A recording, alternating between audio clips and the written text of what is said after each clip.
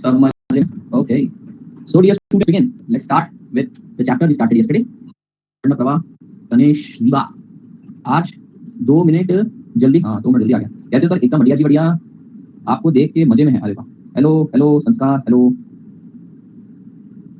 हमारा भी हाल पूछ लो, कैसे हो कृष्णा, जीवा, संयम, दिग्विजय, अनामिका, है ना? इसमें कोई 5 में से फिंगर को अनामिका बोलते हैं ना। मस्त है। लास्ट वाली है छोटे फिंगर को। सर मेरी हालत बहुत खराब है, क्या हो गया भाई? सबसे मस्त जिंदगी सर की है। अच्छा क्यों भाई? ये सर रिंग फिंगर जिससे तिलक करते हैं। अच्छा ये वाला तिलक कैसे करते हैं? रुक, राइट हैंड ना, ये राइट हैंड है।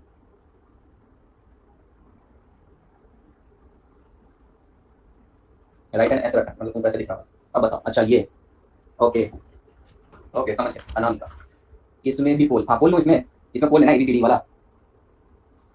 लेफ्ट हैंड की रिंग से सही मानिए तिलक लगाया जाता है। मैंने चलिए शुरू करते, 1 सेकंड होल्ड करिएगा।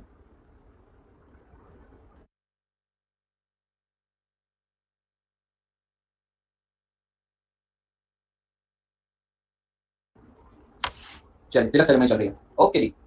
सर आपकी बहुत पहचान है ना, तो प्लीज जरा सा खोपड़ी में लाइट चालू करने को बोल सकते हैं। 2 बजे से लाइट नहीं है। अच्छा ठीक है। सर नेट नहीं है, कोई उपाय बताइए। नेट नहीं है, कोई उपाय बताइए। एक काम करिए, एक काम करिए बेटा। तो तू नेट नहीं है तो तू हमारे साथ चैट कैसे कर रहा है? झूठा बच्चा, घोटाया। 19 रुपये का रिचार्ज। तो एक काम करिए बेटा, उपाय है। नहीं नहीं, जाओ बेटा बाहर जाओ, एक किराने की दुकान ढूंढो, वहाँ 20 रुपये का कुरकुरे खाओ, उसमें तुम्हें 19 रुपये का नेट का रिचार्ज मिलेगा, 1.5-2 GB, उसको यूज करो। खुश रहो, कृपा बरसती रहेगी। 1 सेकंड ना। बाबू जी की जय हो। नहीं चलता है वो। अच्छा आस्था, आस्था आ गई। एयरटेल में 19 रुपये का 15 का। चलिए शुरू करते हैं, चलो शुरू करें। ओके बेटा, yesterday we started with the chapter of leverage. Leverage का मैंने आपको एकदम बेसिक मतलब बताया था। We are starting with FM, और एफएम मस्त चलेगा 40-45 लेक्चर आराम से चलेगा। कोई तकलीफ की बात नहीं है। मंडे टू सैटरडे पढ़ाएंगे। पहला चैप्टर स्टार्ट है मॉड्यूल की सीक्वेंस के हिसाब से, चैप्टर नंबर 6 है लेवरेज। सबसे इजी चैप्टर, इसलिए यहाँ से स्टार्ट करते हैं। तो भैया 5 से 10 मार्क्स ले आगे, आपने लिख लिया होगा। बस ज़्यादा ना, इतना झूठ नहीं बोलते। एक्स्ट्रा क्लास नहीं ना लोगे। सैटरडे को तो क्लासेस रहेगी ना, उसे एक्स्ट्रा क्लास बोलो या पार्ट ऑफ करिकुलम बोलो। ठीक है, महीने में आपको छुट्टियां भी मिला करेगी। इस बार मैंने नया ट्रेंड चालू किया है कि मेरे को अगर मान लो महीने के एंड में छुट्टी पर जाना है तो मैं आपकी मंडे टू सैटरडे क्लास लिया करूंगा। ज़्यादा ट्रेंड में 3-4 एक साथ छुट्टी दिया करूंगा। महीने की आप लोगों को कम से कम 6 छुट्टियां मिलेगी। अब हो सकता है कि अलग से आपको 3-4 मिल जाए, अब वो किस्मत की बात है। ठीक है चल, तो बेटा हमने लेवरेज स्टार्ट किया था। लेवरेज लिखिए बेटा, लेवरेज। लेवरेज का मतलब क्या होता है? कल मैंने आपको बताया था। लेवरेज का मतलब होता है बेटा, लिखना मतलब, अब मत लिखना से हेडिंग डाल के छोड़ दो। एडवांटेज। एडवांटेज क्यों था? क्योंकि देखिए अगर किसी चीज को, रुको जरा, आगे सब बच्चे, चल ठीक है बेटा। एडवांटेज की बात कर रहे थे, कल के एग्जांपल्स को ध्यान में रखते हुए बात करते हैं। पहले मैं रेस्टोरेंट में गया, अला कार्टे था वहां पे। अला कार्टे का मतलब जो खाओगे उतना ही आपको प्राइस पे करना है। तो भैया वो बिल्कुल वेरिएबल कॉस्ट की तरह था, जितना खाऊंगा उतना ही पैसा देना है, कम खाऊंगा कम पैसा देना है। पर बेटा अगर मैं कोई ऐसी जगह पे जाता हूं जहां पर फिक्स आप लोगों को पेमेंट करना पड़ता है, बहुत सारी जगह रहता है थाली सिस्टम, आप लोगों ने देखा होगा। आपकी सिटी में कोई ना कोई फेमस थाली सिस्टम होगा, एक फिक्स अमाउंट पे करना है, फिर उसके बाद अनलिमिटेड खाओ। तो भैया वहां पे सबसे ज्यादा खुश कौन व्यक्ति होता है? खुश वो व्यक्ति होता है जिसने बेटा पूरे 800 रुपए वसूल कर लिए होते हैं अपने, यानी जिसने पूरे फिक्स कॉस्ट वसूल कर लिए थे। लेकिन उदास कौन रहता है बेटा? जो पूरे पैसे वसूल नहीं कर पाया अपने। तो लेवरेज में हम क्या करते हैं? एडवांटेज लेते हैं। किस चीज का एडवांटेज बेटा? फिक्स कॉस्ट का। तो ये चैप्टर पूरा का पूरा फिक्स कॉस्ट के अराउंड रिवॉल्व होगा। तो बच्चों अगर हमारे पास कोई फिक्स कॉस्ट है तो हमें उसका एडवांटेज भी मिल सकता है, या तो वो रिस्क की तरह भी एक्ट कर सकते हैं। एडवांटेज कब मिलेगा? जब हम उसका फुलेस्ट यूटिलाइजेशन करेंगे, और रिस्क की तरह कब एक्ट होगा? जब हम उसका यूटिलाइजेशन नहीं कर पाएंगे। ठीक है, कल जो मैंने आपको एग्जांपल दिया था, जैसे कि अगला एग्जांपल, ये वाला एक एग्जांपल दिया था आपने। ये किसकी मेड थी बेटा? ये थी रोहन की मेड। तो भैया ये रोहन की मेड है। अब भैया इसका फुलेस्ट एडवांटेज कब हो पाएगा? ये इसको मंथली कितने देता है बेटा? 10,000 रुपीज देता है। बताइए ये फिक्स कॉस्ट जो है, इसका फुलेस्ट एडवांटेज कब होगा? कब ये खुश होगा? जब ये इसका फुल यूटिलाइजेशन करवा पाएगा। कपड़े भी धुलवा रहा है, बर्तन भी धुलवा रहा है, ठीक है, और भी बहुत सारे काम, सफाई झाड़ू पटका सब करवाएगा। सर ईएम थ्योरी पेपर है, ईएम क्या है? एफएम, ईएफएफ, ईएफएफ थ्योरी है, ये तो पूरा प्रैक्टिकल है भाई, कल बताया था। हाँ लेकिन मान लो रोहन 1 महीने की छुट्टी पर चला गया। अब चाहे तो उसे 1 महीने के लिए निकाल सकता है, पर रोहन तुझे लगता है कि काम वाली बाई जो वापस मिलेगी? नहीं मिलेगी बेटा। श्रेयांश कब से बैठा हुआ है कि कभी यहाँ से काम छोड़े और मैं इसको काम दे दूं? तो तू क्या बोलेगा? नहीं मैडम आप रह लो, बहन जी आप यहीं पे रह लो, काम पे भले मत आओ 1 महीने के लिए, लेकिन आपको 10,000 दूंगा। तो बेटा इसको खुशी कब होगी? जब उसका मैक्सिमम यूटिलाइजेशन कर पाएगा, उसको जो चार्जेस दिए उसका मैक्सिमम यूटिलाइजेशन। पर बेटा 10,000 रुपए दिए, कुछ काम नहीं किया, ऐसे समय रिस्क पर एक्ट करेगा। सर बहन जी तो बोलेगा नहीं रहूं क्या? ये मैंने आपको बताया था बेटा एग्जांपल। अगला एग्जांपल ये है तुम्हारी एडमिशन स्टाफ। बेटा इस एडमिशन स्टाफ का नाम क्या है? निधि नाम है इसका। ये हमारी निधि बहन है। तो भैया निधि को हम देते हैं 15,000 रुपए महीने के फिक्स्ड, बराबर है? तो जरा ध्यान देना, निधि को हम महीने के 15,000 नेट से अगर फिक्स देते हैं, बेटा मैं क्या चाहूंगा? ज्यादा से ज्यादा एडमिशन करे या कम से कम एडमिशन करे? ऑफ कोर्स सर ज्यादा से ज्यादा एडमिशन करें, क्योंकि अगर वो एक एडमिशन भी करेगी तो भी 15,000 ही देने पड़ेंगे। वो अगर 100 एडमिशन करवाती है तो भी 15,000 देने पड़ेंगे, और वो अगर 1,000 एडमिशन करवाती है तो भी 15,000 रुपए ही देने पड़ेंगे। तो बताइए सबसे ज्यादा यूटिलाइजेशन इस रिसोर्सेज का कब होगा? जब आप अपना आउटपुट इंक्रीज कर पाएंगे। पर बेटा ये रिस्क की तरह का बैक करेगा जब आप लोग इसका फुलेस्ट यूटिलाइजेशन नहीं कर पाएंगे और आपके पास आउटपुट कम प्रोड्यूस होगा। पर मान लो बेटा अगर निधि को हम वेरिएबल सिस्टम पे रखते हैं कि एक एडमिशन लाएगी 100 रुपए मिलेंगे, 100 एडमिशन लाएगी 10,000 रुपए मिलेंगे, 1,000 एडमिशन लाएगी बेटा 1 लाख रुपए मिलेंगे, तो ये तो वेरिएबल कॉस्ट कॉन्सेप्ट पर चला गया। यहाँ पर कोई एडवांटेज डिसएडवांटेज नहीं है। निधि 4 दिन छुट्टी भी मारे तो भी मेरे को कोई फर्क नहीं पड़ने वाला, क्योंकि उसको पेमेंट नहीं देना। पर यहाँ पर निधि अगर छुट्टी मारे बेटा, घर पे बीमार भी हो तो कोड़े मार मार के उससे काम करवाएंगे आप। समझ रहे हैं आप मेरी बात? क्यों? क्योंकि फिक्स पेमेंट जा रहा है। तो हम ऐसे क्यों करते हैं बेटा जब फिक्स कॉस्ट इन्वॉल्व होती है? Because we want to take fullest advantage, but variable cost में हमको कोई फर्क नहीं पड़ता। बात समझ में आई? Getting my point? तो कुल मिला के सर मैंने आपकी बुक अनअकैडमी से ली है, उन्होंने फर्स्ट एडिशन भेजा, कोई फर्क नहीं पड़ेगा। फर्स्ट एडिशन और रिवाइज एडिशन में जितने भी डिफरेंस है सबके सप्लीमेंट्री नोट्स आपको मिल जाएंगे। बात समझ में आ गया आपको? यस बेटा, इसका मतलब ये है कि फिक्स कॉस्ट अगर है तो ही आपको लेवरेज का कांसेप्ट अप्लाई करने को मिलेगा। फिक्स कॉस्ट ही आपको एडवांटेज दे सकती है, फिक्स कॉस्ट ही आप लोगों को रिस्क ऐड कर सकती है। वेरिएबल कॉस्ट में आपको एज सच कोई एडवांटेज नहीं है, एज सच कोई रिस्क नहीं है। So one important conclusion which we can draw is no fix cost no leverage. Fix cost will bring the leverage. This entire chapter is going to revolve around fix cost. जैसे कि आपने costing के अंदर marginal costing पढ़ा था, marginal आज ले लूंगा। मार्जिनल का मतलब क्या होता है बेटा? Variable costing. तो वो वाला पूरा चैप्टर वेरिएबल कॉस्ट के अराउंड रिवॉल्व होता था, ये चैप्टर फिक्स कॉस्ट के अराउंड रिवॉल्व होगा। ठीक है, ओके। पर सर सवाल ये आता है कि but why we want to take advantage? बेटा हमको एडवांटेज आखिरकार लेना ही क्यों है? अगर आप बोल रहे हो लेवरेज का मतलब एडवांटेज है और अदरवाइज लेवरेज का मतलब रिस्क है, so why we want to take advantage? का answer is variable cost system में बेटा आपको कोई एडवांटेज कोई डिसएडवांटेज नहीं होता है। Higher the production higher will be the cost, lower the production lower will be the cost. There is as such no advantage और disadvantage. However in case of fix cost, अगर आप कम output produce करेंगे then your average cost is going to rise. Please look at this बेटा। अगर ये लड़की एक ही एडमिशन करती है तो क्या मैं ऐसे कह सकता हूं 15,000 रुपए पर एडमिशन का खर्चा है? अगर 100 एडमिशन करती है तो मैं बोलूंगा 150 खर्चा है, और मैं बोलूंगा 1000 एडमिशन करे तो 15 रुपए पर एडमिशन का खर्चा है। तो कुल मिला के if our output is very low then our cost per unit is going to rise, and if our output rises our cost per unit is going to fall. So that is the reason why we want to take advantage. अगर आप variable cost के case में देखेंगे तो per unit बढ़ती जाएगी घटती जाएगी बेटा। ठीक है, जैसे जैसे आउटपुट बढ़ोगे बढ़ेगी, जैसे जैसे आउटपुट कम होगा कम होती जाएगी। बट बेटा फिक्स कॉस्ट के केस में आप तभी इस पोजीशन का एडवांटेज ले सकते हैं जब आपका आउटपुट बढ़ रहा है, और एडवांटेज कब नहीं होगा जब आपका आउटपुट कम रहता है। और बेटा फिक्स कॉस्ट एक ऐसी चीज है जो अनअवॉइडेबल है। हर बिजनेस में आपको फिक्स कॉस्ट देखने को मिलती है। यू नेम द बिजनेस, वहां पे फिक्स कॉस्ट रहेगी रहेगी। जैसे मेरी क्लासेस है आदित्य शर्मा क्लासेस, ठीक है, पूना में प्रेस्टीज पॉइंट पर, वहां करंट फिक्स कॉस्ट है, अनअवॉइडेबल, देना ही पड़ता है। कम स्टूडेंट है ज्यादा स्टूडेंट है उतना देना ही पड़ता है। तो मैं एडवांटेज कब उठा पाऊंगा उस चीज का? ज्यादा से ज्यादा स्टूडेंट है। आप कोई भी बिजनेस का एग्जांपल ले लीजिए, उसके अंदर आपको रेंट पे करना पड़ता है, बेटा आपको सैलरी पे करनी पड़ती है, ये फिक्स कॉस्ट होती ही होती है। ऐसा हार्डली कोई बिजनेस है जहां पे मात्र वेरिएबल कॉस्ट रहती है। जैसे हमारा बिजनेस देखिए, इंश्योरेंस वालों का बिजनेस देखिए, वहां पर ऐसा फिक्स कॉस्ट नहीं रहती इंश्योरेंस एजेंट के लिए, अदरवाइज हर जगह आपको फिक्स कॉस्ट रहती है। तो फिक्स कॉस्ट रहती है तो आप लोगों को उसका एडवांटेज उठाना है, and to take advantage of that situation you need to increase the output. तो सिंपल सी बात है, हर बिजनेस के अंदर होगा फिक्स कॉस्ट, और आपको क्या करना, आउटपुट बढ़ाना है ताकि आप उसका एडवांटेज अचीव कर सको। If the output increases, variable cost increases, but fixed cost remain constant. Thus, if we are able to increase the output, only variable cost will be incurred and fixed cost will remain constant. Thus, we want to know बकवास था। नहीं, insurance company की बात नहीं कर रहा मैं, insurance agent की बात कर रहा हूँ। ये छोड़ दो साइड, मैं बात कर रहा हूँ इंश्योरेंस एजेंट की। अब मैं इंश्योरेंस एजेंट हूँ, मैं तो जगह जगह घूमता हूँ, जितना घूमूंगा उतना बिजनेस लाऊंगा। मैं इंश्योरेंस कंपनी की बात कर, इंश्योरेंस कंपनी को तो रेंट लगता ही है, इंश्योरेंस कंपनी को एम्प्लॉय की फिक्स सैलरी देनी ही पड़ती है। मैं बात कर रहा हूँ इंश्योरेंस एजेंट का मतलब है। पीलिया समझी क्या तू? वो पीलिया कुछ नहीं लिखना अभी, तो लिखवाने वाला काम मैं करवाता हूँ। ठीक है, चलिए अभी हम ना फिक्स कॉस्ट और वेरिएबल कॉस्ट को समझने की कोशिश करते हैं। बेटा गर्मियों का शानदार तोहफा, ताजा स्पेशल गन्ने का जूस 10 रुपए में सलमान खान बेच रहा है बेटा। पता नहीं सेलिब्रिटीज क्यों, सेलिब्रिटीज को अलग ही ऑब्सेशन है, जगह जगह फोटो मिल जाती है लोगों की, सैलमन बॉय। और ये कौन है बेटा? प्रीति जिंटा है, देखो दिख रही है तुमको? अब मुझे बताइए बेटा, इसके इस भयंकर जो सेटअप दिख रहा है आपको, इस सेटअप में मेरे को बताइए फिक्स कॉस्ट क्या क्या नजर आ रही है आप लोगों को? लड़की है कोई? मेरे को तो प्रीति जिंटा नजर आ रही है, पहला वाला सैलमन बॉय है। ठीक है, तो भैया देखिए ये गन्ने की दुकान का मालिक कौन है? जिल है इस गन्ने की दुकान की मालकिन। जिल लड़की है ना, जिल लड़की है ना। मेरा एक दोस्त था, उसका नाम था जिल मालविया, वो लड़का था, इसलिए मैंने पूछा, पर जनरली लड़कियों का नाम रहता है। तो भैया मुझे बताइए ये पूरे के पूरे सेटअप में वेरिएबल कॉस्ट कौन कौन सी नजर आ रही है? बेटा ये जिल की दुकान है, और यहाँ पर काम करने वाला दिग्विजय, ये दिग्विजय है। दिग्विजय को 10,000 रुपए पर मंथ सैलरी मिलती है। तो क्या मैं कह सकता हूँ ये जो छोटू दिग्विजय है इसकी सैलरी एक फिक्स कॉस्ट है? ठीक है, ये सेटअप का खर्चा यानी कि रेंट वगैरह बेटा ये सब फिक्स कॉस्ट में आएगा। और वेरिएबल कॉस्ट क्या बेटा? बिजली का बिल हो गया, ठीक है, फ्रूट्स वगैरह हो गए। यस, तो आप लोगों को ये बेसिक चीजें तो समझ में आती है। ठीक है, ट्रांसपोर्ट कंपनी का एग्जाम्पल छोड़ देते हैं, अभी आप थोड़ा सी बात लिखिए फिर उसके बाद में स्टार्ट करता हूँ। पहले आप इतना लिखिए फिर हम नेक्स्ट पॉइंट पे जाएंगे। व्हाट इज लेवरेज लिखिए। Leverage means advantage, leverage also means risk. So भैया एडवांटेज, एडवांटेज क्यों है भैया आप लोगों को? लेवरेज में एडवांटेज क्यों होता है? क्योंकि सर कोई चीज फिक्स है। अच्छा रिस्क क्यों है? क्योंकि वो चीज फिक्स है। एडवांटेज क्यों है बेटा आप लोगों को? क्योंकि सर वो कॉस्ट फिक्स है, हम कितना भी आउटपुट बढ़ाएं वो कॉस्ट तो उतनी लगने वाली है। बहुत बढ़िया बात। तो रिस्क क्यों है? सर हम कितना भी आउटपुट कम क्यों ना कर लें हमें वो पे करना ही पड़ेगा। तो बेटा रिस्क किस कारण से? क्योंकि वो फिक्स है। एडवांटेज क्यों है? क्योंकि वो फिक्स है। मैं अभी तक नोटबुक नहीं ली है, आज जाके ले लूंगी। ये तो प्राइवेट कंपनी की डेफिनेशन जैसा है। हाँ, private company is the company which is not a public company. Life should be that easy.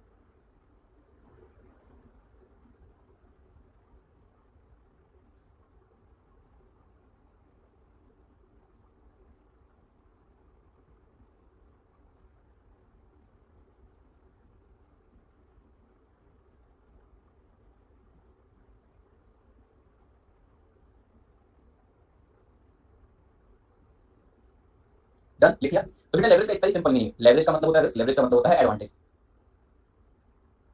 तो रिस्क क्यों है साहब? क्योंकि वो फिक्स है। एडवांटेज क्यों है? क्योंकि वो फिक्स है। डन, ठीक है। ठीक है, देखो इसमें बहुत सारी ऐसी चीजें हैं जो तुम्हें समझ में आ गई, लिखवाऊंगा नहीं।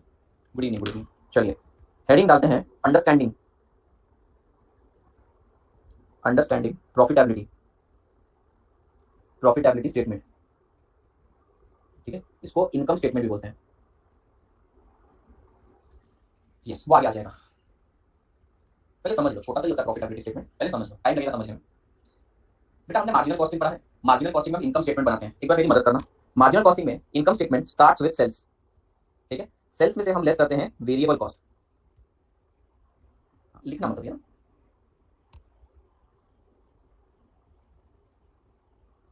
इट स्टार्ट्स विद सेल्स, ठीक है, सेल्स में से हम क्या लेस करते हैं बेटा, लेस करते हैं वेरिएबल कॉस्ट, वेरिएबल कॉस्ट, तो हम लोगों को क्या मिल जाता है बेटा, हम लोगों को मिल जाता है वेरी गुड कॉन्ट्रीब्यूशन, ठीक है, कॉन्ट्रीब्यूशन में से लेस करते हैं फिक्स्ड कॉस्ट, तो हमको मिल जाता है प्रॉफिट, ठीक है,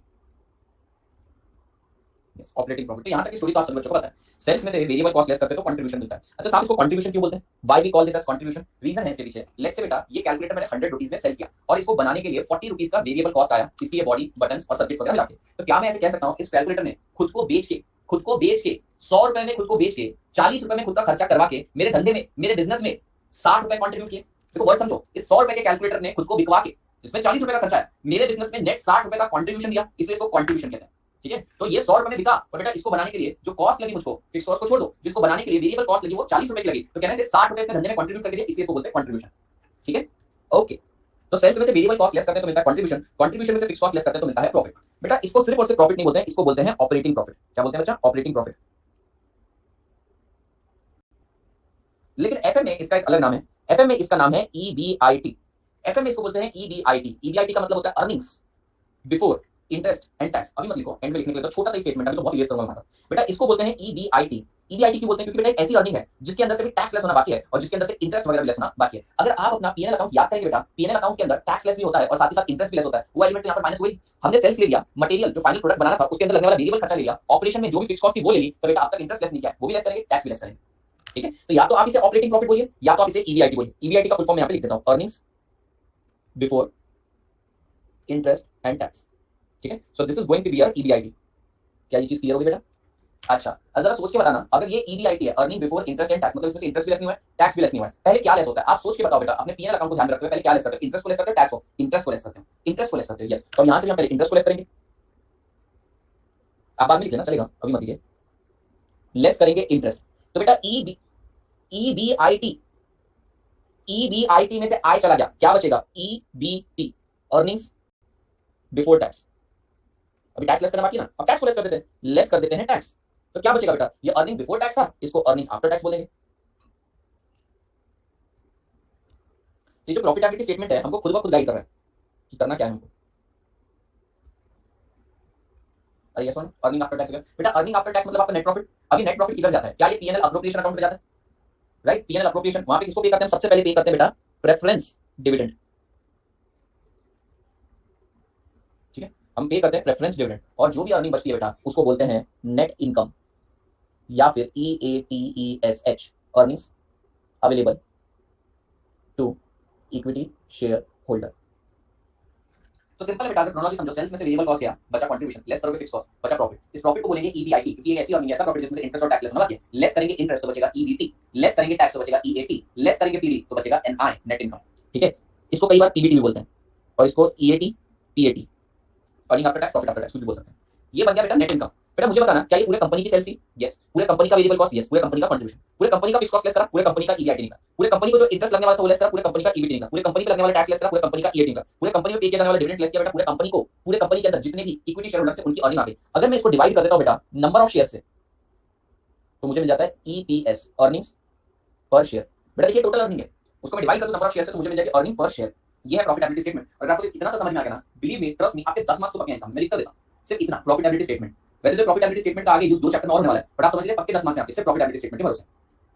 एफएम में भी बहुत ज्यादा रिसर्च है, शेयर में इक्विटी और प्रेफरेंस दोनों आएंगे नहीं बेटा। प्रिया जरा सोच, यहां पर हमने प्रेफरेंस डिविडेंड वालों को उनका पैसा लौटा दिया, ठीक है, प्रेफरेंस डिविडेंड वालों को उनका पैसा लौटा दिया और यहां पर लिखा भी earning available to equity share holder, तो ये पैसा इक्विटी वालों का है, प्रेफरेंस वालों का तो देके रवाना कर दिया ना उनको। हाँ अब लिखिए, अच्छे से लिखिए, अभी स्टेटमेंट को और अच्छे से समझना है, क्या बात कर रहे हो सर, अब लिखो, इसको और अच्छे से समझेंगे। जूम करूंगा, देख लेना भाई, दिख जाएगा ना, ऊपर तक देखो आता है, sales less variable cost, contribution less fixed cost दिख रहा है सर, अभी तक दो ही चीजें लिखवाई ना, हाँ वो और एक ये पेज।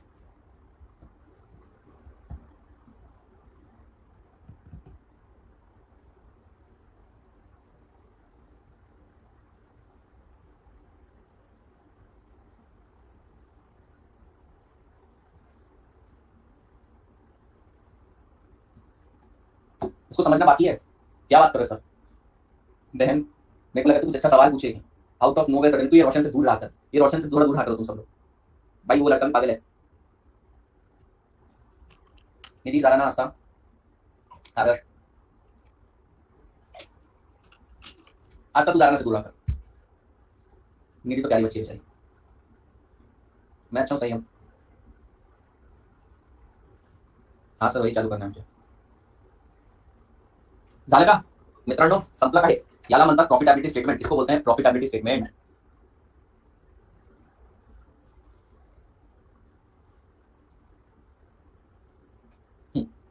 मैं किससे दूर रहूं? तू भी जाराना से दूर है।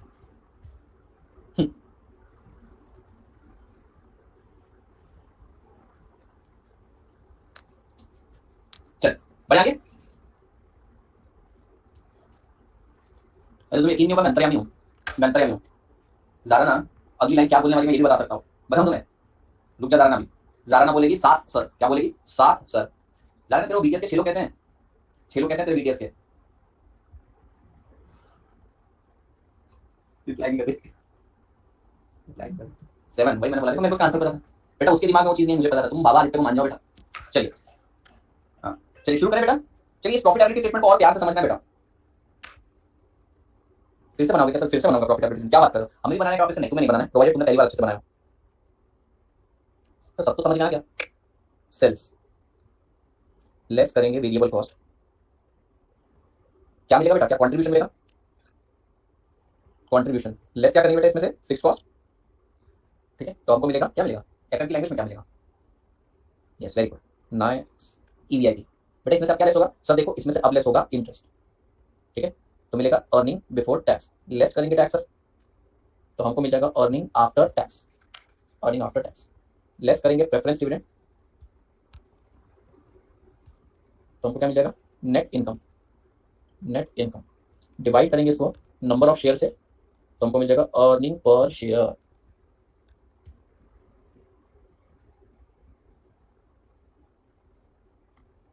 ठीक, अब मैं आप लोगों से कुछ सवाल पूछूंगा, छोटे छोटे सवाल पूछूंगा, छोटे छोटे सवाल पूछूंगा। ध्यान देना, मैं आप लोगों से पूछूंगा इसमें से कौन सा कॉस्ट है, कौन सा कॉस्ट नहीं है, और कॉस्ट है तो कौन सी कॉस्ट है, फिक्स कॉस्ट है या वेरिएबल कॉस्ट है? सिंपल सिंपल से सवाल पूछूंगा। बच्चों मुझे बताओ, क्या सेल्स कोई कॉस्ट है? Is sales a cost? No, तो भैया इट्स नॉट अ कॉस्ट। तुम मत लिखना, नीचे वाला कॉलम तुम मत बनाना, नॉट अ कॉस्ट। अच्छा, क्या वेरिएबल कॉस्ट कोई कॉस्ट है? Yes sir, sir variable cost तो वेरिएबल कॉस्ट है। ठीक है, ओके मित्रों, क्या कंट्रीब्यूशन कोई कॉस्ट है? जरा सोचो बेटा, कंट्रीब्यूशन तो एक प्रकार से प्रॉफिट है। सेल्स में से मात्र वेरिएबल कॉस्ट लेस करे बाद जो शेष रकम बच रही है वो है, so it is not a cost. Okay, क्या फिक्स कॉस्ट कोई कॉस्ट है? क्या फिक्स कॉस्ट कोई कॉस्ट है? Answer is yes. क्या earning before interest and tax कोई कॉस्ट है? नाम से देखो अर्निंग है बेटा, it is not a cost.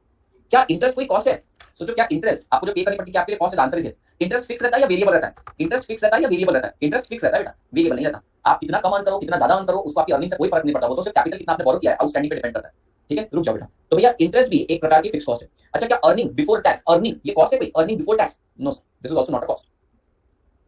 अच्छा, क्या टैक्स आपकी कॉस्ट है? अब यहाँ पे सोचेंगे, यहाँ पर बच्चे अक्सर गलती करते हैं, टैक्स क्या आप लोगों की कॉस्ट है? The answer is yes, tax की कॉस्ट है, पे करना होगा। पर ये वेरिएबल है या फिक्स्ड है? आप कितनी भी अर्निंग कर लो आपको उतना ही अमाउंट पे करना पड़ता है कि अर्निंग पे डिपेंडेंट है? Sir it is totally dependent on our earning, so it is a cost but variable cost. बेटा अर्निंग आफ्टर टैक्स, टैक्स पे करने के बाद जो अर्निंग बचती है कोई कॉस्ट है क्या आपकी? This is not a cost. क्या प्रेफरेंस डिविडेंड आपकी कोई कॉस्ट है?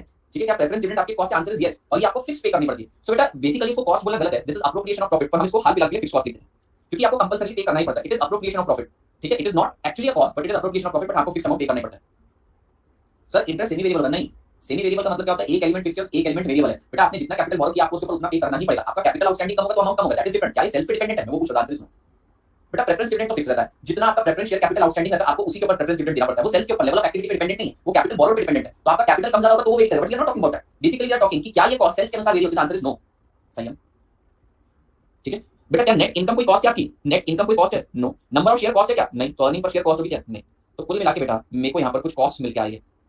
कितनी कॉस्ट निकल के आ रही है? ये सारी कॉस्ट है। बेटा आप मुझे बताइए, लेवरेज के अंदर हम किसका एडवांटेज लेते हैं? लेवरेज के अंदर हम एडवांटेज किसका लेते हैं? लेवरेज के अंदर हम एडवांटेज लेते हैं फिक्स कॉस्ट का। सो बेटा लेवरेज की जो कहानी है ये मात्र इन तीन चीजों के अराउंड रिवॉल्व होगी, that is fix cost, interest and preference. Variable cost तो लेवल ऑफ एक्टिविटीज के अनुसार वेरी होगी, टैक्स भी वेरी होगा, उसमें आप कुछ नहीं कर सकते। पर बेटा ये जो फिक्स कॉस्ट है, इंटरेस्ट या प्रेफरेंस डिविडेंड है, ये फिक्स है। ये आपकी लेवल ऑफ एक्टिविटी कम हो या ज्यादा हो, इररिस्पेक्टिव ऑफ दैट आपको तो सेम अमाउंट पे करना है, तो इसका भी एडवांटेज लेना है और इसी का रिस्क होगा। ठीक है, ओके। अब थोड़ा थोड़ा नाम बदलेंगे अपन। बेटा ये जो फिक्स कॉस्ट है ना, इसको बोलेंगे ऑपरेशनल फिक्स कॉस्ट।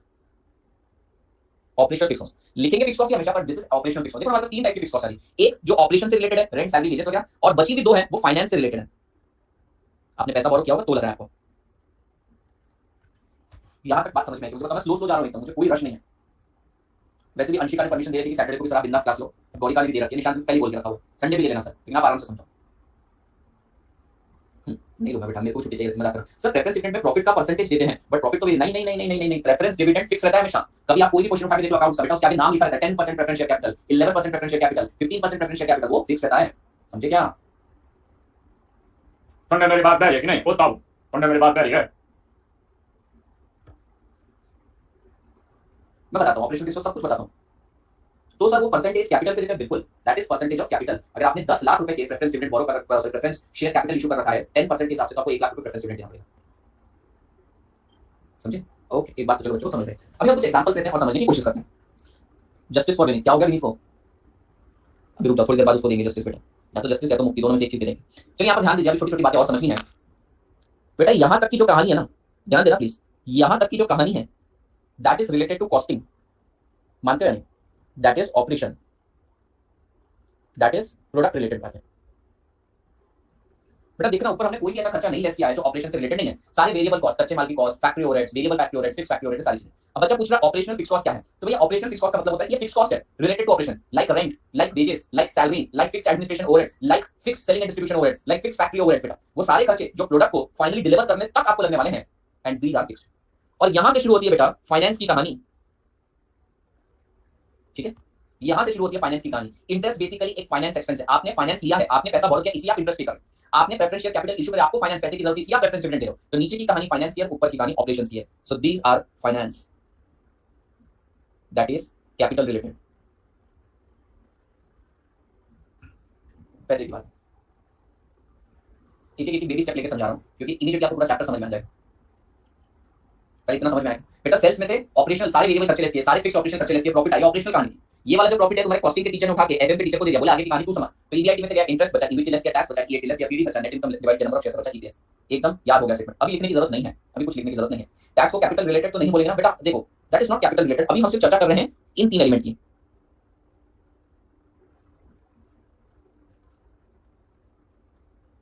हम सिर्फ इनकी चर्चा कर रहे हैं। तो ऑपरेशनल फिक्स कॉस्ट ऑपरेशन से रिलेटेड है, इंटरेस्ट और प्रेफरेंस डिविडेंड ये फिक्स कॉस्ट है।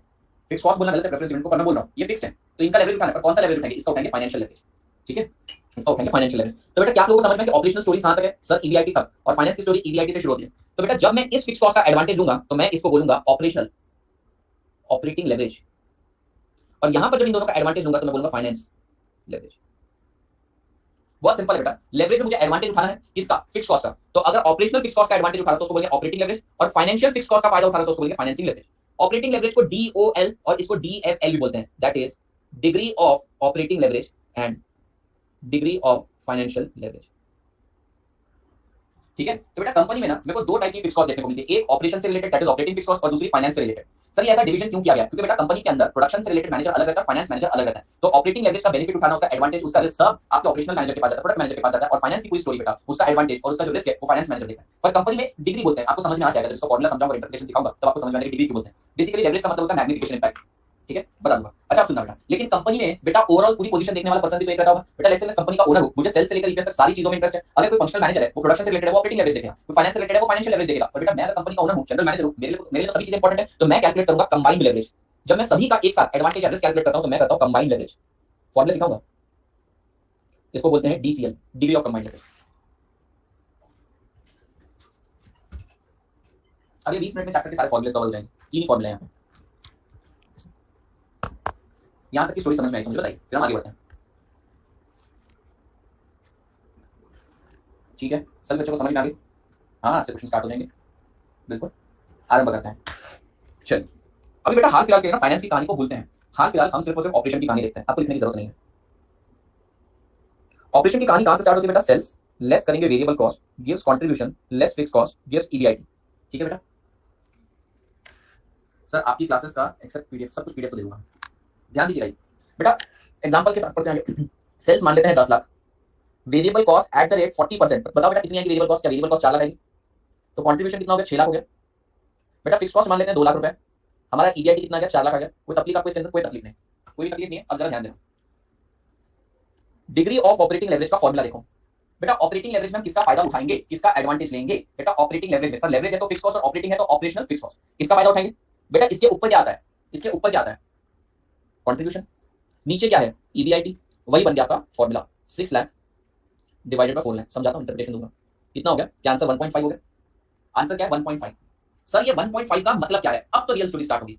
ये फॉर्मूला है, एग्जाम में आपको इतना ही लगाना है, put the value get the answer वाली बात है। याद करने का तरीका बहुत सिंपल है, फिक्स कॉस्ट का एडवांटेज लेना, उसके ऊपर क्या कंट्रीब्यूशन, नीचे क्या है ईबीआईटी, फॉर्मूला ऊपर क्या है, ठीक है। लेकिन सर इसके इंटरप्रिटेशन का मीनिंग क्या है, ध्यान से देखना बेटा। अगर मैं अपनी, लिखना मत, अगर मैं अपनी सेल्स डबल कर दूं तो आइडियली मेरा ईबीआईटी भी डबल हो जाना चाहिए। आइडियली मेरा ईबीआईटी डबल हो जाना चाहिए आइडियली। अगर मैं अपनी सेल्स को डबल कर दूं यानी 100% इंक्रीज कर दूं तो मेरा प्रॉफिट ईबीआईटी भी 100% इंक्रीज हो जाना चाहिए। अरे बोलो ना यस और नो। अगर मैंने सेल्स आइडियली आइडियली होगी नहीं, बहुत सारी घटनाएं, पर लेमैन क्या सोचेगा? वो सोचेगा सेल्स डबल करने से प्रॉफिट भी डबल हो जाएगा। तो भैया मैंने मेरी सेल्स जो है उसको 100% इंक्रीज कर दिया इस उम्मीद में कि मेरा प्रॉफिट भी 100% इंक्रीज हो जाएगा। चलिए चेक करके देखते हैं बेटा। सेल्स आपकी 20 लाख है, वेरिएबल कॉस्ट 40% के हिसाब से 8 लाख हो जाएगी, ठीक है। तो क्या कंट्रीब्यूशन 12 लाख हो जाएगा, उसमें से फिक्स कॉस्ट 2 लाख चला जाएगा। बेटा मेरा ईबीआईटी तो मैं उम्मीद कर रहा था 8 लाख आएगा, पर वो 8 लाख नहीं आया, वो 10 लाख आया। सर ये कैसी विचित्र घटना है, ये कैसी विचित्र घटना है? सर सेल्स के 100% इंक्रीज होने पर आपका प्रॉफिट 100% क्यों इंक्रीज नहीं हुआ? 100% से भी ज्यादा इंक्रीज हो गया। मुझे बता सकते हो कितना परसेंट इंक्रीज हुआ है? कितना परसेंट इंक्रीज हुआ है? Percentage increase, percentage change elasticity में सिखाया था, change divided by original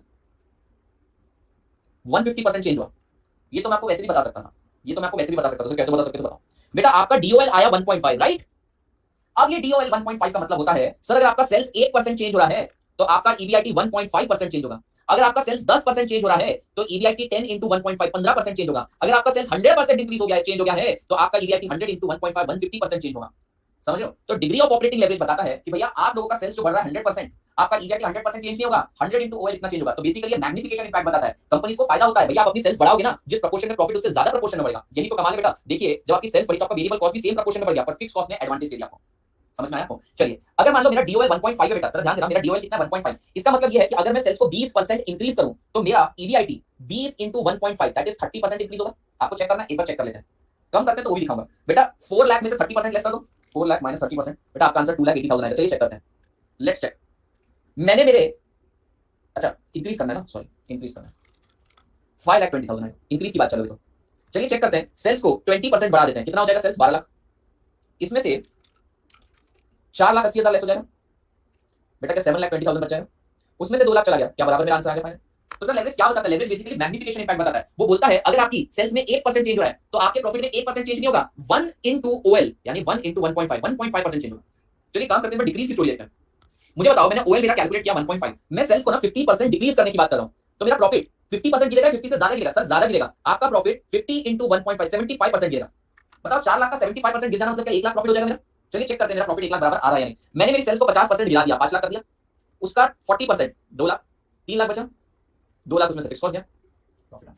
so leverage क्या बोलता है? Leverage talks about magnification impact, इसलिए डिग्री वर्ड यूज किया है। ये मैग्निफिकेशन इंपैक्ट है। ये बोलता है कि आपका सेल्स जिस प्रोपोर्शन में चेंज हो रहा है ना, आपका प्रॉफिट उससे ज्यादा प्रोपोर्शन में चेंज होगा। आपका सेल्स जिस प्रोपोर्शन में कम हो रहा है ना, आपका प्रॉफिट उससे ज्यादा प्रोपोर्शन में कम होगा। आइडियली सेल्स हाफ करने पर प्रॉफिट भी आपका 2 लाख हो जाना चाहिए, पर वो 1 लाख हो गया। आइडियली सेल्स डबल करने पर प्रॉफिट डबल हो जाना चाहिए, पर वो डबल से भी ज्यादा हो गया। So leverage basically shows the magnification impact of change. Are you getting my point? तो formula is that easy. Formula जो मैंने आपके सामने लिखा इतना ही है फार्मूला, पर ये उसका इंटरप्रिटेशन था, ये उसका प्रूफ था, तो मैंने आपको इसका प्रूफ दिया। Proof proof. So what is leverage? Leverage basically shows the magnification impact, ठीक है। अच्छा बेटा एक बार वापस से बेटा, अगर मैं 1% चेंज इन सेल्स करूं तो ईबीआईटी में कितना चेंज आएगा? ईबीआईटी में सर 1 इंटू 1.5, 1.5 का डीओएल है बेटा, सही लिखा है। अगर मैं सेल्स में 20% चेंज करूं तो ईबीआईटी में 20 इंटू 1.5 30% चेंज आएगा। क्या मैंने जो लिखा है स्टेटमेंट वाइज वो सही है यानी? तो यही से दूसरा फॉर्मूला इंस्पायर्ड है। Degree of operating leverage is equal to percentage change in EBIT divided by percentage change in sales. 1 है ना, 1 को हटा सकता हूं। जितना परसेंटेज चेंज आएगा बेटा सेल्स में इनटू ओएल कर दो, उतना चेंज आ जाएगा ईबीआईटी में। 2 फॉर्मूला हो गए, ओएल खत्म। तो यहां तक का समझ में आया मुझे बताएं। अब एग्जांपल लिख लो, लिखना चाहो तो, और नीचे फॉर्मूला लिख लेना। अब मैं आपसे डायरेक्ट कैलकुलेशन पूछता हूं। लेट्स से बेटा मेरा डीओएल कितना है? मेरा डीओएल 1.5 है और मैं सोच रहा हूं मेरी सेल्स इस साल 35% इंक्रीज करूं। बेटा अगर मैं सेल्स 35% इंक्रीज करने की बात कर रहा हूं तो बताइए ईबीआईटी में कितना बदलाव आएगा? 35 इंटू 1.5 बेटा, क्या मेरा ईबीआईटी 52.5% इंक्रीज हो जाना चाहिए? कितना हो जाना चाहिए? 4 लाख प्लस 52.5%, 6,10,000 आ जाना चाहिए। आप खुद भी कैलकुलेट करके देख लो, आपका आंसर आ जाएगा 13,50,000, 5,40,000, 8,10,000, 2 लाख लेस करते तो आपका आंसर बराबर आ जाएगा। So is it difficult? Not at all. So भैया ऑपरेटिंग लेवरेज का मतलब क्या होता है सर? ऑपरेटिंग लेवरेज का मतलब होता है, लेवरेज मतलब एडवांटेज उठाना ऑपरेशनल फिक्स कॉस्ट का। फॉर्मूला बहुत सिंपल है, फिक्स कॉस्ट के ऊपर क्या है? कंट्रीब्यूशन, नीचे क्या है? ईबीआईटी, तो कंट्रीब्यूशन डिवाइडेड बाय ईबीआईटी। और बेटा 1.5 लाख से मेरा आंसर आया, तो ये फॉर्मूले से इंस्पायर्ड मैंने कंक्लूजन ढूंढ के निकाली। क्या? परसेंटेज चेंज इन सेल्स, जितना आप सेल्स में बदलाव लाना चाहते हो उसको ओएल से मल्टीप्लाई कर दो, आपका परसेंटेज चेंज इन ईबीआईटी आ जाएगा। सो यहीं से मेरा दूसरा फॉर्मूला भी तैयार हो गया। दोनों फॉर्मूले यूज करो, आंसर आपका सेम आएगा। एक बार प्रूव करके दिखाता हूं बेटा। मुझे बताओ यहाँ पर कितने परसेंटेज चेंज हुआ बेटा? कितने परसेंट इंक्रीज हुआ? नहीं, कितने परसेंट इंक्रीज हुआ? 150। ठीक है, परसेंटेज चेंज है 150, यस। और ये कितने परसेंट चेंज हुआ? 100%। क्या आंसर भैया है? 1.5। तो दोनों फॉर्मूले सेम आंसर है। तो सर ये वाला फॉर्मूला कब यूज कर सकते हैं? ये वाला फॉर्मूला तब यूज कर सकते हैं जब आपको चेंज यानी दो डेटा सेट दिए हैं। और सर पहले वाला फॉर्मूला यूनिवर्सली आती है, लिख लो, हो गया तो आगे बढ़।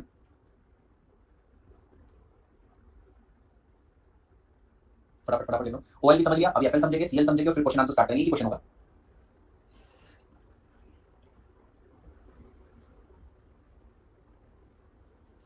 हो गया बच्चा? जल्दी लिखो बच्चों, 1 घंटा हो गया है। आज का क्वेश्चन आंसर स्टार्ट कर दे। मैं जनरली फर्स्ट लेक्चर में क्यों स्टार्ट कर देता हूँ और आप लोगों के लिए अच्छा खासा टाइम लगाता हूँ, क्योंकि हम फेस टू फेस नहीं मिलते ना। चलिए, ये तो भैया ओएल की कहानी खत्म होगी। अब हम बात करेंगे फाइनेंशियल लेवरेज की। अच्छा, फाइनेंस की कहानी कहां से स्टार्ट होती है?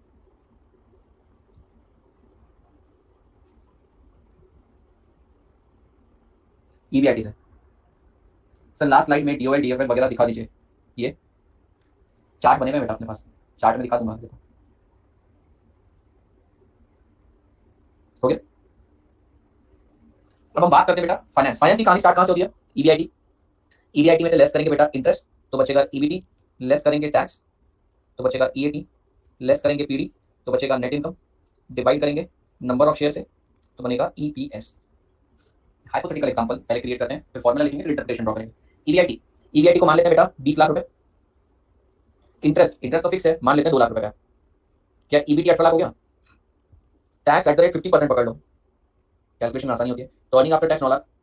लेट्स से प्रेफरेंस डिविडेंड आप लोगों का 3 लाख रुपए, तो नेट इनकम 6 लाख आ गई।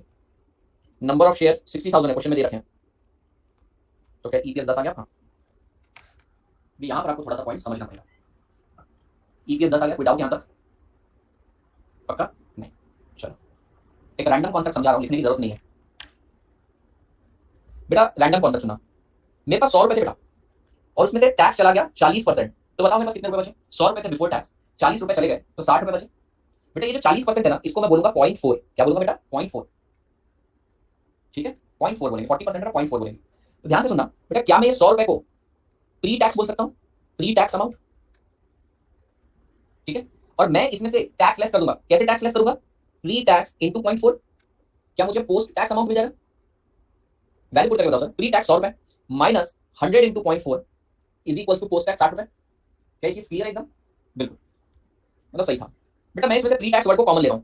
प्री टैक्स क्या बचा? 1 minus 0.4 is equal to post tax. So भैया 100 इंटू 1 माइनस 0.4 क्या 60 बचेगा? यही चीज थी, मैंने इसको अपने तरीके से लिखा। ओके, अब जरा ध्यान देना बेटा, अगर मैं प्री टैक्स को इंटू 1 माइनस टैक्स करूं तो पोस्ट टैक्स आइटम आ जाता है। तो क्या मैं ऐसे कह सकता हूं बेटा, पोस्ट टैक्स को 1 माइनस टैक्स से डिवाइड करूं तो प्री टैक्स आ जाएगा। ये कहीं लिख के रख लेना बेटा। Pre tax into 1 minus tax से पोस्ट टैक्स आ जाता है। बिफोर टैक्स आइटम को अगर 1 माइनस टैक्स से मल्टीप्लाई करते हैं तो आफ्टर टैक्स आ जाता है। तो आफ्टर टैक्स को 1 माइनस टैक्स से डिवाइड करें तो प्री टैक्स आ जाएगा। तो ये आपके लिए इंपॉर्टेंट कंक्लूजन अभी काम आएगा, फॉर्मूला में इसका यूज है। ये सिर्फ इतना सा लिख लीजिए कहीं भी ऊपर, एकदम पेज के ऊपर ना जगह रहती है ना, वहां पे लिख लीजिए। So pre tax amount is equal to post tax amount divided by 1 minus tax, और pre tax multiply by 1 minus tax is equal to post tax.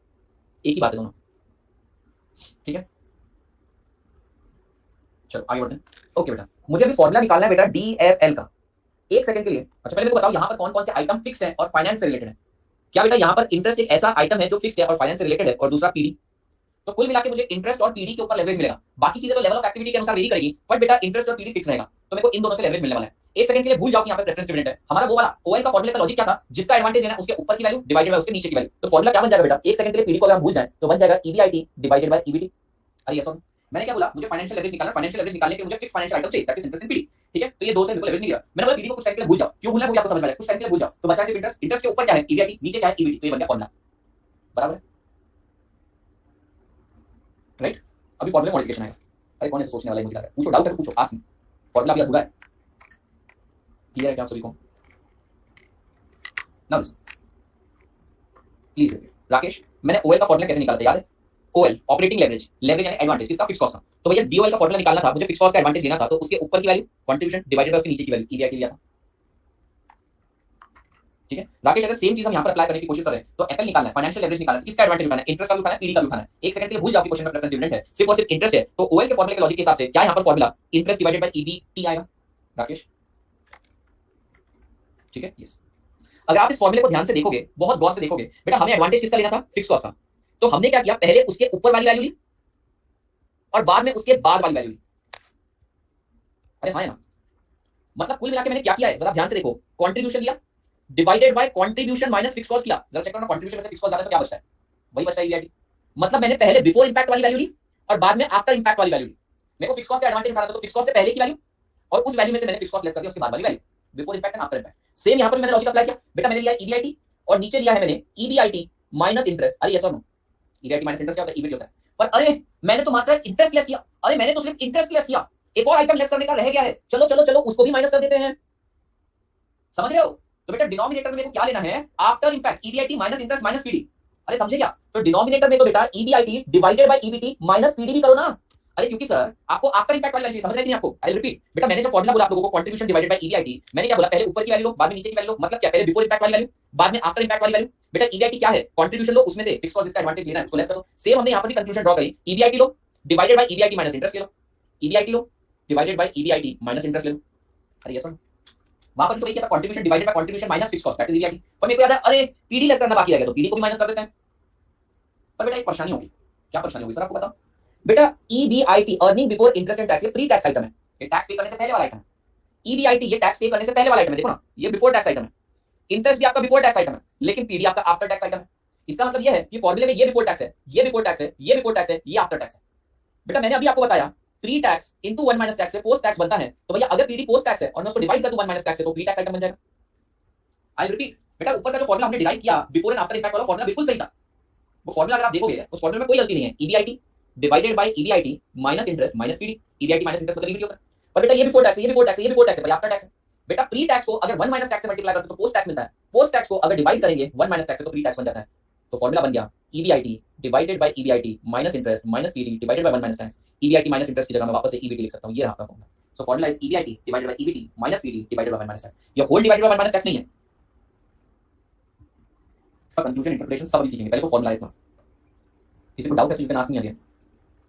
Sir ये परसेंटेज में बिल्कुल 40% 30% बताता हूं मैं आपको, सौराष्ट्र में फुल बारिश। अभी जरा ध्यान देना, मैंने आपको पहला फॉर्मूला क्या बताया, degree of financial leverage is equals to EBIT divided by EBT minus PD divided by 1 minus tax का परसेंटेज। तो चलिए पुट द वैल्यू, बेटा ईबीआईटी कितना है 20 लाख, ईबीटी कितना है 18 लाख, प्रेफरेंस डिविडेंड कितना है इज इट 3 लाख, और टैक्स कितना 50% तो 1 माइनस 0.5, तो कितना बचेगा 20 लाख डिवाइडेड बाय 12 लाख। लिखना लिख सकते हो, तो आंसर आएगा बेटा 1.666। थोड़ा सा ना आंसर इतना अच्छा नहीं आया हमारा, ठीक है 1.66666 आया 8 लाख। थोड़ा सा चेंज कर दूं क्या क्वेश्चन को, आपने नहीं लिखा हो तो राउंड फिगर ले लेते हैं, नहीं तो फिर वो तुम छोटे छोटे नंबर्स के लिए मेरे को तंग करोगे। रुको ना, अभी तो पूरा समझना बाकी है बेटा, रुक जा, लेट्स चेंज दिस। तो आपका एफएल आया 2, क्या आपका एफएल आया 2। अब सर इस 2 एफएल का मतलब क्या है, ये इंपॉर्टेंट है बेटा। 2 का मतलब क्या है सर, 2 का मतलब है अगर आपका ईबीआईटी 1% चेंज होगा तो आपका ईपीएस 1 into 2 2% चेंज होगा। अगर आपका ईबीआईटी 25% चेंज होगा तो ये 25 into 2 50% चेंज होगा। अगर ये 70% चेंज हो रहा है तो बेटा ये 140% चेंज होगा। अगर आप चेक करना चाहते हो तो चलिए चेक करते हैं, ठीक है, लेट्स चेक दिस आउट। बेटा कितने परसेंट इंक्रीज करूं ईबीआईटी को, आप बताइए ईबीआईटी को कितने परसेंट इंक्रीज करूं, 50%। तो चलिए ईबीआईटी को मैं कर देता हूं 50% इंक्रीज, तो भैया मेरे ईपीएस में कितना इंक्रीज होना चाहिए, क्या ईपीएस ने 50% इंटू 2 100% इंक्रीज हो जाना चाहिए, बताइए बेटा कितना हो जाना चाहिए, 10 प्लस 100%, क्या 20 हो जाना चाहिए। चलिए चेक करते हैं, ईबीआईटी मैंने 50% बढ़ा दिया 30 लाख कर दिया बेटा, लेकिन इंटरेस्ट तो फिक्स ही रहेगा 2 lakh. Will this be 28 lakh, tax 50% के हिसाब से 14 lakh, after tax 14 lakh, preference dividend वही 5 लाख, ठीक है, कितना बचा,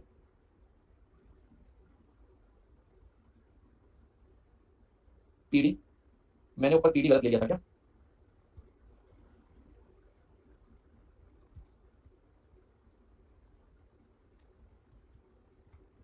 ये बचा 10 लाख डिवाइडेड बाय 50,000 शेयर। हाँ तो बेटा जरा देखिएगा, अगर आप अपने ईबीआईटी को सिर्फ 50% बढ़ा पाए तो आइडियली आपकी अर्निंग भी 50% बढ़ के 15 हो जानी चाहिए, पर नहीं, लेवरेज ने आपको एडवांटेज दिया, मैग्नीफाई करके दिया रिजल्ट, 50% का सीधा 100% इंपैक्ट दिया, तो लेवरेज आपको डिग्री मैग्निफिकेशन बढ़ा के देता है। उसी प्रकार से बेटा अगर मैं अपना ईबीआईटी को 30% गिरा देता हूं तो आइडियली इसमें भी 30% गिर के 7 रुपए हो जाना चाहिए बेटा, इसमें भी 30% गिर के 7 रुपए हो जाना चाहिए, पर नहीं, ये 30 into 2 60% गिर के 4 रुपए हो जाएगा। चलिए चेक करते हैं, अगर मैं 30% गिरा देता हूं तो will it be 14 lakh, this is going to be 2 lakh, 12 lakh, 6 lakh, 6 lakh, 4 lakh, 2 lakh divided by 50 के। तो लेवरेज बेसिकली मैग्निफिकेशन इंपैक्ट दिखाता है। अगर आपने अपनी ईवीआईटी को 30% गिरा दिया तो आपका ईपीएस 30% नहीं 60% गिरेगा, दैट इज 30 into एफएल, इतना परसेंटेज गिरेगा। बोलिए आपको ये बात समझ में आ गई? अभी क्यूएनए पर जाएंगे, डोंट वरी एट ऑल, देखना तो था ही नहीं इसमें। ये चैप्टर में ऐसा ही है, स्टार्टिंग में बताना, बाद में बुझना। अब जरा ध्यान दीजिएगा बेटा, क्या मैं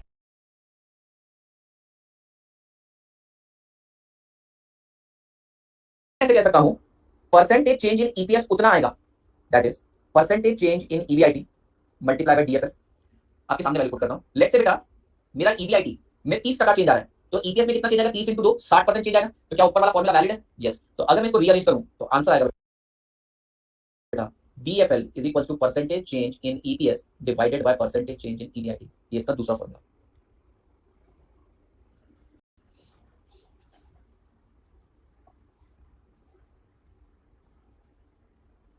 सर टैक्स इसलिए कंसीडर नहीं करते ना क्योंकि वेरिएबल बिल्कुल। अब लिखिए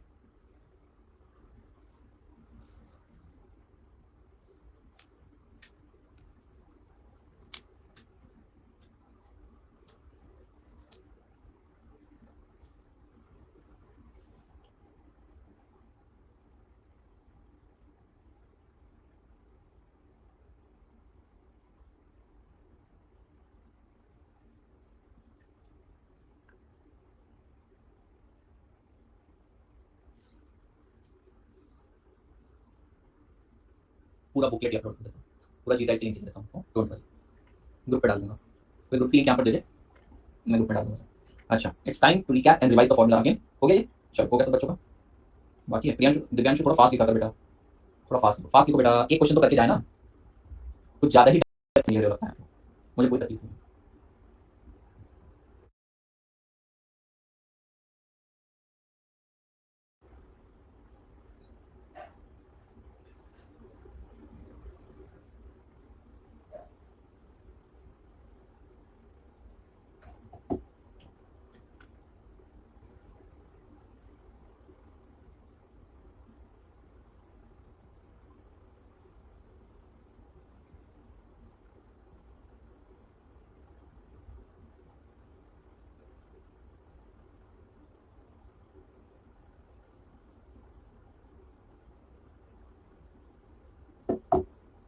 हो गया? अच्छा ध्यान दीजिए, वैसे तो फॉर्मूला बहुत ही कम है, फिर भी वापस से देखना बेटा। बेटा मुझे बस इतना बताइए, ऑपरेटिंग लेवरेज की अगर मैं बात करूं, मैं बात कर रहा हूं डिग्री ऑफ ऑपरेटिंग लेवरेज की, मुझे बताइए ऑपरेटिंग लेवरेज के अंदर हम किसका एडवांटेज लेते हैं? किसका एडवांटेज उठाना है? ऑपरेशनल फिक्स कॉस्ट का। फॉर्मूला कैसे याद रखना? फिक्स कॉस्ट के ऊपर क्या आता है? कंट्रीब्यूशन, नीचे क्या आता है बेटा? ईवीआईटी। सिमिलरली फाइनेंशियल लेवरेज में किसका फायदा उठाते हैं? इंटरेस्ट और पीडी का। इंटरेस्ट के ऊपर क्या आता है बेटा? ईवीआईटी, नीचे क्या आता है? ईवीटी। अरे पीडी लेस करना रह गया, minus PD divided by 1 minus tax, दो कर दिया। ओके ऐसे याद रखना। अरे अच्छा सुनो, अब मैं परसेंटेज चेंज वाला फॉर्मूला तुमको सिखाता हूं, अब मैं तुम्हें परसेंटेज चेंज वाला फॉर्मूला सिखाता हूं, ठीक है? ध्यान से सुनो। ईएटी नहीं कर सकते? नहीं कर सकते, फिर तुम टैक्स को भी बीच में लिया है, तुम उसमें वेरिएबल एलिमेंट को टैक्स को अर्निंग आफ्टर टैक्स मतलब तुम टैक्स को घुसा दिया तुमने उसमें। अच्छा ध्यान से देखना, परसेंटेज चेंज वाला फॉर्मूला। मुझे बस बताना कि हमारी ऑपरेशन की कहानी कहां पर खत्म होती है? ऑपरेशन की कहानी कहां पर खत्म होती है? ईवीआईटी में। तो लिख दो परसेंटेज चेंज इन ईवीआईटी। अच्छा कहानी शुरू कहां से होती है? ऑपरेशन की कहानी शुरू कहां से होती है? सेल से, तो divided by percentage change in sales. अच्छा अगर मैं बात करूं फाइनेंस की, फाइनेंस की कहानी खत्म कहां पर होती है? सर एकदम लास्ट ट्रैक।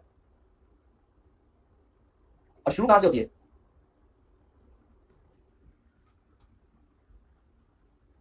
बस ये है फॉर्मूला, याद तो होना ही था,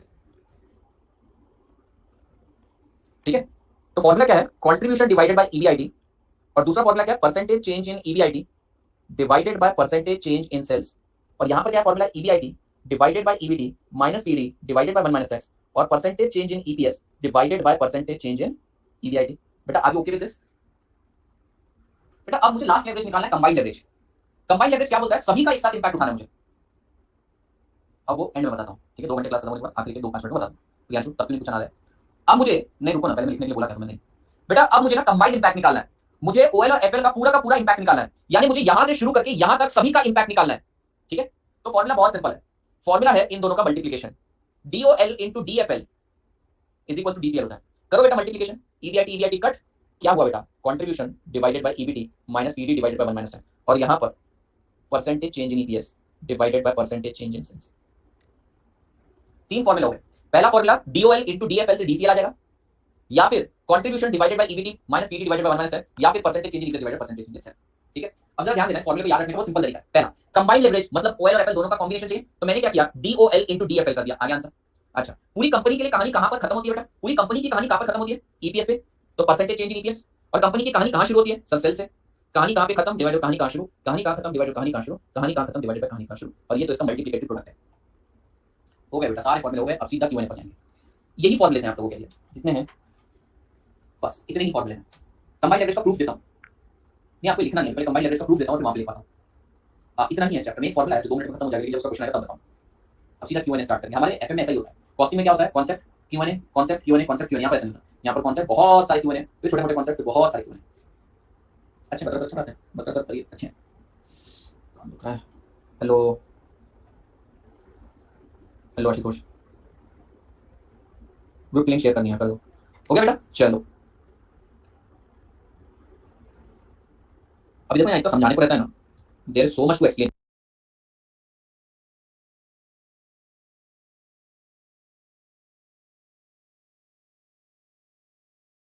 हियर।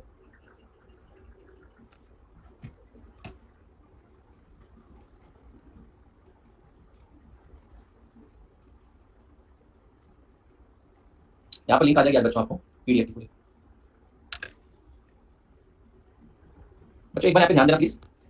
अज्यूम करते हैं हमारी सेल से 10 lakh, variable cost at the rate 50% 5 lakh, क्या कंट्रीब्यूशन 5 लाख आ गया, लेस करेंगे ऑपरेशनल फिक्स कॉस्ट 2 लाख रुपए, ईबीआईटी 3 लाख आ जाएगा, इंटरेस्ट 1 लाख मान लेते हैं, तो ईबीआईटी आ जाएगा, सॉरी ईबीटी आ जाएगा 2 lakh, tax at the rate 50% पकड़ लेते हैं 1 lakh, earning after tax 1 lakh, preference dividend 30,000, 70,000 बचे, नंबर ऑफ शेयर 7,000, ईपीएस 10 लिखना। बेटा कोई मुझे सीएल निकाल के बता सकता है क्या, सीएल निकाल के बता सकता है क्या सर, सीएल के ना हमारे पास 2 फॉर्मूले, 3 है वैसे तो। पहले तो आप ओएल निकाल लो, एफएल निकाल लो और उनको मल्टीप्लाई कर दो, या फिर सर आप डायरेक्टली फॉर्मूला यूज कर सकते हो, contribution divided by EBT minus PD divided by 1 minus tax. Contribution है सर आपका यहाँ पे 5 लाख, ईबीटी है सर आपका 2 लाख, प्रेफरेंस डिविडेंड है सर 30,000, और टैक्स है 50%, तो 3.571428, तो आंसर आ जाएगा 3.5714, इतना ही लेते हैं अभी। ठीक है सर, इसका मीनिंग क्या हुआ, इसका मतलब ये हुआ बच्चा, अगर आप अपनी सेल्स को 1% बढ़ाते हैं तो आपका ईपीएस 3.5714% बढ़ेगा। अगर आप अपनी सेल्स को 10% बढ़ाते हैं तो ईपीएस आपका 35.714% बढ़ेगा। अगर आप अपने सेल्स को 100% बढ़ाते हैं तो भैया ये 357.1428% बढ़ेगा। सर प्रूफ दो, प्रूफ। मैंने बोला ठीक है, एक काम करो, आप अपनी सेल्स को 50% बढ़ा दो, तो बेटा आइडियली 178.5714% बढ़ जाना चाहिए आपकी ईपीएस में। हाँ ना, अगर आप अपनी सेल्स को 50% बढ़ाते हो तो बताइए ये बढ़ के कितना हो जाएगा, क्या इसमें बढ़ के 78 17 पॉइंट नहीं ना 10 है, 10 प्लस 178.5714%, अच्छा ये हो जाएगा 27 पॉइंट, ये हो जाएगा 27.85। चेक करके देख लेते हैं, मैं मेरी सेल्स को बढ़ा देता हूँ 50%, दैट इज 15 लाख, 50% यानी 7.5 लाख गए, 7.5 लाख बचे, 2 लाख गया बेटा, टोटल 5.5 लाख बचे, 1 लाख और गया उसमें से 4.5 लाख, 50% टैक्स 2.25 गया, 2.25 बचा, उसमें से 0.3 गया, 1,95,000 बचा, डिवाइडेड बाय 7,000 करोगे आपका आंसर हो जाएगा, यदि 157.5 की तरह है। ठीक है, ये है बेटा। तो सुनिएगा, अगर मेरा ओएल 2 आ रहा है, मेरा एफएल 3 आ रहा है, बेटा इस 2 का मतलब क्या है, इस 2 का मतलब है सर, अगर आप 1% चेंज लाते हैं सेल्स में तो 1 इंटू 2% चेंज आएगा ईबीआईटी में। ये 3 का मतलब क्या है सर, अगर आप 1% चेंज लेकर आते हैं ईबीआईटी में तो 1 इंटू 3% चेंज आएगा ईपीएस में। मुझे बताइए कंबाइंड लेवरेज कितना होगा आपका, क्या कंबाइंड लेवरेज 6 होगा, 6। तो अगर आप 1% चेंज लेकर आते हैं सेल्स में तो आपका फाइनल प्रोडक्ट में चेंज आएगा 1 इंटू 6%। तो ये देखिए ओएल की कहानी सेल से शुरू होकर ईबीआईटी पे खत्म, इसकी ईबीआईटी से शुरू होकर ईपीएस पे खत्म, इसकी सेल से लेकर ईपीएस पूरी। If you are okay with this, let's solve question number 1। सारे फॉर्मूले लिख लिया आपने, आपको तो सिर्फ एक पेज पे 6 फॉर्मूले लिखने हैं और कुछ भी नहीं लिखना था। डीओसी क्या होता है, कंबाइंड वाला नहीं लिखा, कंबाइंड वाला नहीं लिखा आपने, ये लिखो 3 फॉर्मूले इसके।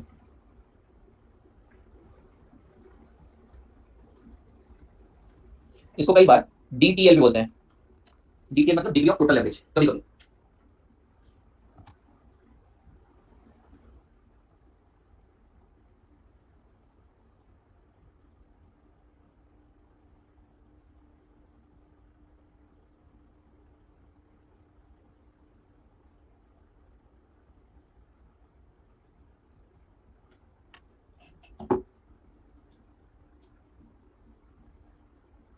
चलिए तो भैया पहला क्वेश्चन सॉल्व करने जा रहे हैं अपन लोग एफएम का। तो आज इतिहास रचने जा रहे हैं आप लोग।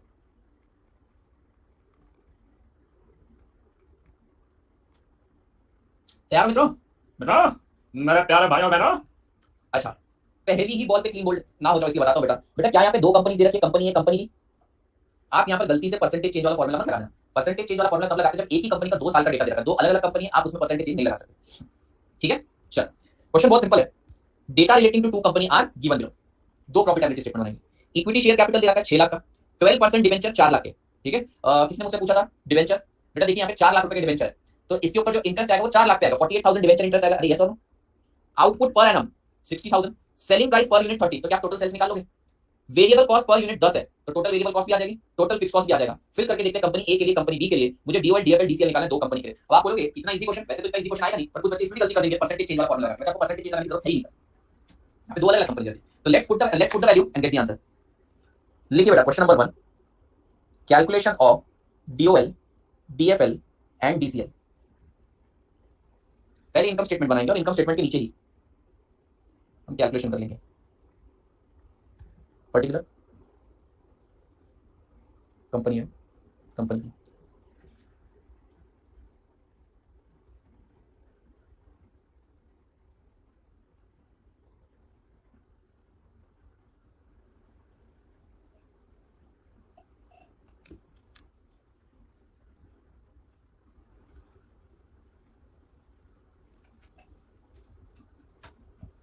बुक नहीं है मेरे पास। ठीक है, मैं क्वेश्चन की फोटो ले लेता हूँ। हैंग हो गया, हैंग हो गया।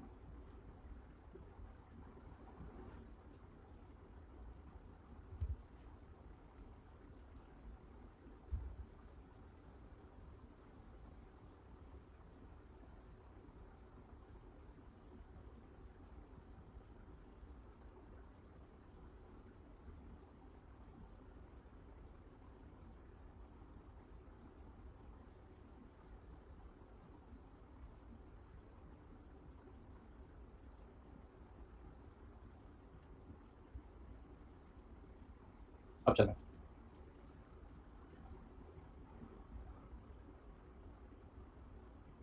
लाख का सबसे पहले लिखेंगे बेटा सेल्स। सेल्स कितनी आ जाएगी बेटा? 60,000 इंटू 30। ठीक है, 60,000 इंटू 30 कितना हो जाएगा? 18 लाख। डी का भी बताइए तो। डी का हो जाएगा सर 15,000 इंटू 250। अच्छा, 15,000 into 250, how much is it going to be? 37,50,000। Less करेंगे बेटा इसमें से वेरिएबल कॉस्ट। वेरिएबल कॉस्ट 10 रुपए पर यूनिट और 75 रुपए पर यूनिट रखिए, तो 60,000 into 10 and 15,000 into 75, so is it going to be 6 lakh, 11,25,000। Guys tell me contribution. Contribution I can find 12 lakh and 26,25,000। Less करते हैं इनके respective fix cost 7 lakh and 14 lakh, तो I will be getting EBIT as 5 lakh and 12,25,000। Less करेंगे बेटा interest. Interest debenture पे interest आएगा 4 लाख पे 12% और 6,50,000 पे 12%, तो आप बोल रहे 48,000 एंड 78,000। Are you sure? बेटा ये बचेगा 114,7,000 और ये बचेगा 4,52,000। ईबीआईटी में से इंटरेस्ट गया, बचा ईबीटी, माइनस करेंगे टैक्स। टैक्स बोला है क्या क्वेश्चन में? क्या क्वेश्चन में आपको टैक्स बोला है क्या? नहीं, टैक्स नहीं है। ओके, अब ध्यान देना बेटा, टैक्स नहीं है तो आपको लेने की जरूरत नहीं है, तो टैक्स 0 है, तो इतना ही आपका ईएटी आ जाएगा, टैक्स 0। आपका अर्निंग आफ्टर टैक्स कितना आ जाएगा? 4,52,000। क्या इस क्वेश्चन में कहीं भी प्रेफरेंस डिविडेंड का जिक्र हुआ है क्या? तो आपकी नेट इनकम आ जाएगी 4,52,000, 114,7,000। अब देखिए इन्होंने आपसे ईपीएस भी नहीं मांगा, तो नंबर ऑफ शेयर से डिवाइड करने की जरूरत है नहीं। आप सीधा फॉर्मूला लगा दीजिए ओएल एफएल और सीएल, यही टेबल में नीचे कंटिन्यू करिए, सेपरेट लिखने की जरूरत नहीं, यही टेबल में कंटिन्यू करिए। DOL is equals to contribution divided by EBIT. बताइए कितना होगा? Contribution 12 lakh divided by 5 lakh, तो भैया 12 lakh divided by 5 lakh is it 2.4। दूसरे वाले का बताइए 26,25,000 divided by 12,25,000, 26,25,000 divided by 12,25,000 is it 2.1428। अब हम डिग्री ऑफ फाइनेंशियल लेवरेज निकालेंगे। कैसे निकलेगा? EBIT divided by EBT minus, side में लिखता हूं आप नीचे लिखिए, degree of financial leverage is equal to EBIT divided by EBT minus PD divided by 1 minus tax. करिए कैलकुलेशन। ईबीआईटी कितना है? 5 लाख। ईबीटी कितना है? 4,52,000 माइनस 0 डिवाइडेड बाय 1 माइनस 0। वो नहीं लिखा तो चलेगा? Is it 1.106? और दूसरे वाले का बताइए बेटा, is it 12,25,000 divided by 11,47,000 minus 0, 1.0 degree of combined leverage. बेटा क्या मैं यहाँ पर OL इंटू FL से CL निकाल सकता हूँ? यस, पर मुझे नहीं निकालना चाहिए, मुझे नहीं निकालना चाहिए। क्यों सर? देखो बेटा, अगर आप 2.4 इंटू 1.106 करेंगे ना, आपका आंसर अलग आएगा। और आप खुद कैलकुलेट करोगे ना, contribution divided by EBD minus PD divided by 1 minus tax, तो आंसर अलग आएगा। Now you will ask me why. Reason बहुत सिंपल है, ये वाला अमाउंट आपने राउंड ऑफ करके लिखा, ये वाला अमाउंट भी आपने राउंड ऑफ करके लिखा हुआ है। अगर होल नंबर होते ना तो आंसर आ जाता, आपका परफेक्ट एक्यूरेट आ जाता, पर क्योंकि वो राउंड ऑफ किया हुआ है तो राउंड ऑफ के केस में मत किया करो, खुद का खुद कैलकुलेट कर लेंगे। तो कंट्रीब्यूशन कितना है? 12 लाख डिवाइडेड बाय 4,52,000 माइनस 0,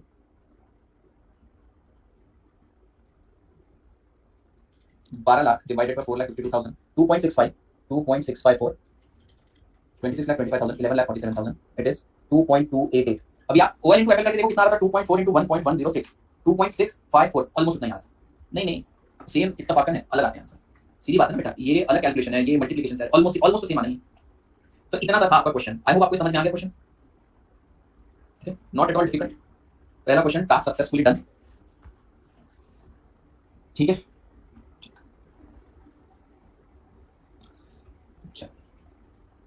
बच्चा वो पार्ट क्या कल करें?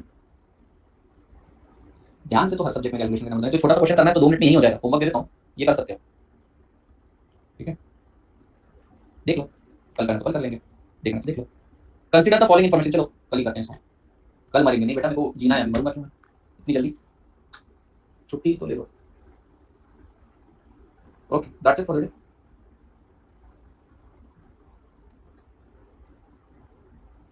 ग्रुप में PDF शेयर कर देता हूँ मैं।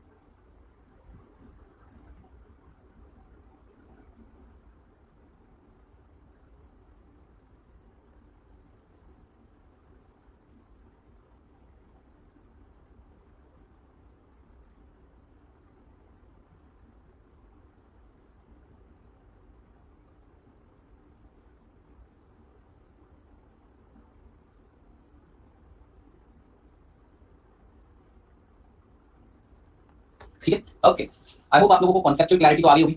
लेवरेज क्यों पढ़ रहे हैं? We are studying leverage because we want to understand magnification impact. ठीक है, और यही 3 फॉर्मूले हैं, 3 से 6 हो गए, 6 से 9 हो गए। ये से तो कभी नहीं समझा, ईसा तो कभी नहीं समझा, मतलब क्या?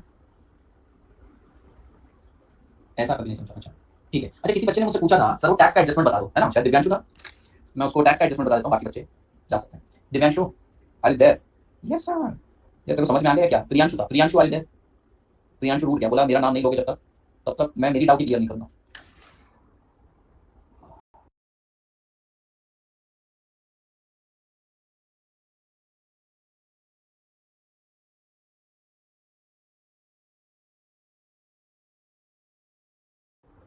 मेरा कान सूख चुका है, चलो लगता हो गया, गए सब गए, इतनी जल्दी समझाते हैं। अब क्या मस्त आराम करो।